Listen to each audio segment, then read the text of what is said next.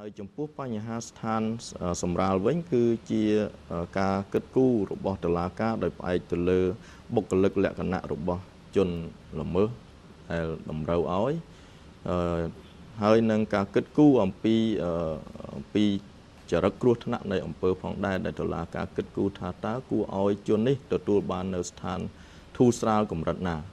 ស្ថានធូរស្រាលនេះជាធម្មតាតុលាការតែងគិតគូរនៅក្នុងកម្រិតអបបរមានៃទោសដែលច្បាប់បានកំណត់ចំពោះបទល្មើសនឹងប៉ុន្តែច្បាប់នៅក្នុងក្រមព្រហ្មទណ្ឌនេះគឺបានចែងឲ្យតុលាការអាចគិតគូរបន្ថយក្រមអបបរមានៃទោសដែលត្រូវកំណត់នៅក្នុងច្បាប់ពាក់ព័ន្ធនឹងបទល្មើសនឹងផងដែរដោយករណីបែបនេះគឺត្រូវតែគិតគូរនៅក្នុងស្ថានភាពមួយថាតើជននេះប្រព្រឹត្តបទល្មើសនៅក្នុងកលៈទេសៈបែបម៉េចហើយត្រូវបានទទួលស្ថានសម្រាលនឹងត្រូវកំណត់នៅក្នុងຂ្នាតមួយដែលច្បាប់បានចែងយ៉ាងជាក់លាក់ចៅក្រមមិនអាចប្រកាសទោសស្រាលនឹងក្រោមຂ្នាតដែលច្បាប់កំណត់ទេគឺនៅក្នុងបញ្ញត្តិមាត្រា94គឺបានកំណត់យ៉ាងជាក់លាក់នៅຂ្នាតដូចខាងក្រោមនេះទី1ប្រសិនបើអបបរមានៃទោសដាក់ពន្ធនាគារស្មើឬលើសពី10ឆ្នាំអបបរមានៃទោសនេះត្រូវបន្ថយមកត្រឹម2ឆ្នាំមានន័យថាម៉េចឧទាហរណ៍ថាគាត់ប្រព្រឹត្តបទជនម្នាក់ប្រព្រឹត្តបទល្មើសណាមួយហើយច្បាប់បានកំណត់ថាត្រូវផ្ដន្ទាទោសពី10ទៅ15ឆ្នាំអានេះគឺយើងឃើញថាអបបរមានៃទោសដែលច្បាប់កំណត់នេះគឺស្មើនឹង10ឆ្នាំចា៎អញ្ចឹងបើសិនជាតុលាការរកឃើញថាមានស្ថានសម្រាលដែលគួរឲ្យគាត់ធូរស្រាលក្រោមអបបរមានៃទោសដែលច្បាប់កំណត់ជាធម្មតាគឺ10ឆ្នាំនោះគាត់អាចបន្ធូររហូតមកដល់ទៀបជាងគេ2ឆ្នាំអញ្ចឹងគាត់អាចដាក់9 8 7 6 5 4 3 2បាទទៀបជាងគេគឺ2បាទมันអាចនៅក្រោម2ឆ្នាំទៅដាក់1ឆ្នាំអីហ្នឹងគឺខុសច្បាប់ហើយចំណុចទី2នៃមាត្រា94គេចែងប្រសិនបើអបបរមានៃទោសដាក់ពន្ធនាគារស្មើឬលើសពី5ឆ្នាំហើយតិចជាង10ឆ្នាំអបបរមានៃទោសនេះត្រូវបន្ថយមកត្រឹម1ឆ្នាំចា៎បាទនៅឧទាហរណ៍តែច្បាប់កំណត់ផ្ដន្ទាទោសដាក់ពន្ធនាគារ7ទៅ15ឆ្នាំចុះអំពីបទល្មើសណាមួយអញ្ចឹងបើសិនជាគាត់រកឃើញថាត្រូវមានស្ថានសម្រាលគឺគាត់អាចបន្ថយរហូតមកដល់1ឆ្នាំបាទមិនមែនថាត្រូវតែមកដាក់1ឆ្នាំទេគឺថាដាក់7 6 5 4 3 2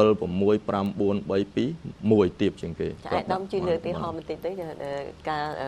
ស្ថានសម្រាលតើធ្វើទៅបែបណាខ្លះអានឹងឧទាហរណ៍ថាតុលាការបានពិនិត្យឃើញអំពីការប្រព្រឹត្តបទល្មើសរបស់ជនម្នាក់នៅក្នុងកលៈទេសៈមួយឧទាហរណ៍ថាចូលជាស្ថានភាពដែលគាត់ធ្វើមិនមែនដោយចង់ធ្វើទេប៉ុន្តែដោយសារមានការជំរុញណាមួយ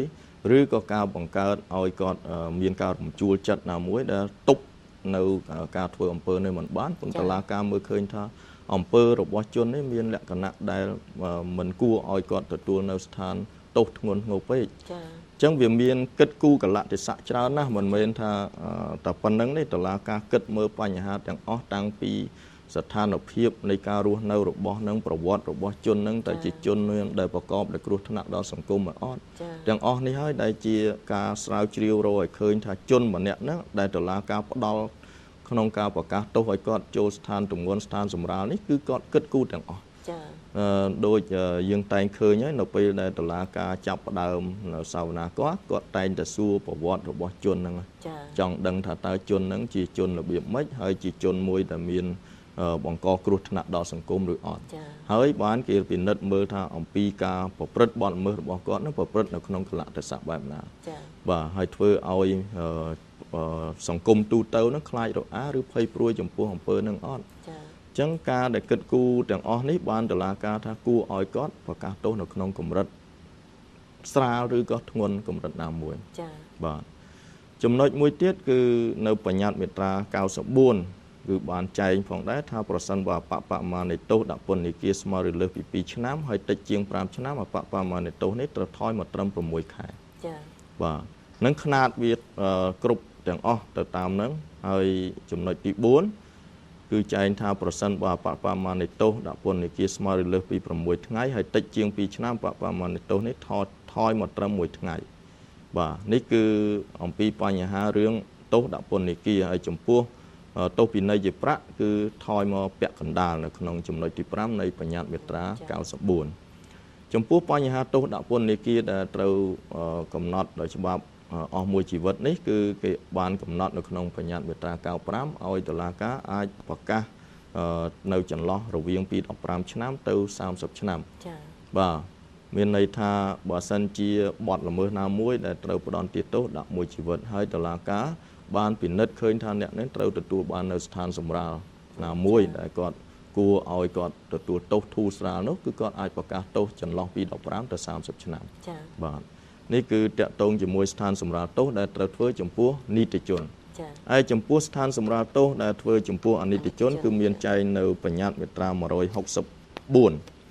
បាទក្នុងបញ្ញត្តិមាត្រា164គឺបានចែងຂ្នាតដូចតទៅនេះគឺថាទី1ប្រសិនបើអបបមានៃទោសដាក់ពន្ធនាគារស្មើឬលើសពី10ឆ្នាំអបបមានេះត្រូវថយមកត្រឹម1ឆ្នាំទី2ប្រសិនបើអបបមានៃទោសដាក់ជាប់ពន្ធនាគារស្មើឬលើសពី5ឆ្នាំហើយតិចជាង10ឆ្នាំនោះអបបមាត្រូវថយមកត្រឹម6ខែទី3ប្រសិនបើអបបមានៃទោសដាក់ពន្ធនាគារស្មើឬលើសពី2ឆ្នាំនិងតិចជាង5ឆ្នាំនោះអបបមាត្រូវថយមកត្រឹម3ខែទី4ប្រសិនបើអបបមានៃទោសដាក់ពន្ធនាគារស្មើឬលើសពី6ថ្ងៃនិងតិចជាង2ឆ្នាំនោះអបបមាត្រូវថយមកត្រឹម1ថ្ងៃទី5អបបមានៃទោសពិន័យជាប្រាក់ត្រូវបន្ថយពាក់កណ្ដាលនេះគឺជាຂ្នាតដែលធ្វើសម្រាប់អនិច្ចជនបើយើងពិនិត្យមើលទៅគឺឃើញលក្ខណៈថយជាងនីតិជនប៉ុន្តែថយជាងស្មើនឹងពាក់កណ្ដាលនៃនីតិជនឧទាហរណ៍ថាបទល្មើសមួយចុះដែលច្បាប់បានកំណត់ផ្ដន្ទាទោសដាក់ពន្ធនាគារពី10ទៅ15ឆ្នាំបើនីតិជនប្រព្រឹត្តហើយត្រូវទទួលនៅស្ថានសម្រាលនេះគឺអាចសម្រាលមកត្រឹម2ឆ្នាំទៀតជាងគេប៉ុន្តែបើអនិច្ចជនប្រព្រឹត្តវិញគឺការដែលគិតគូរស្ថានសម្រាលនេះអាចថយមករហូតដល់1ឆ្នាំបាទទៀតជាងគេនេះគឺសម្រាប់ចែងសម្រាប់ដាក់ទោសទៅដល់អនិច្ចជននឹងដាច់ដោយឡែកហើយខ្ញុំសូមបញ្ជាក់ផងដែរអំបញ្ញមិញគឺអត់បានបញ្ជាក់ជូនអំពីបញ្ហារឿងអនិច្ចជនដែលប្រព្រឹត្តបទល្មើសហើយតុលាការរកឃើញថាមានស្ថានមិនរាងចាលនេះគឺគេមិនអនុវត្តអំពីបញ្ញត្តិមិនរាងចាលទៅលើអនិច្ចជនដែលប្រព្រឹត្តបទល្មើសទោះបីចូលលក្ខខណ្ឌមាត្រា84ដែលជាស្ថានមិនរាងចាលក៏ដោយចា៎បាទសូមអរគុណសូមតែម្ដងគុណចំពោះឯកឧត្តមចា៎ឯកឧត្តមចា៎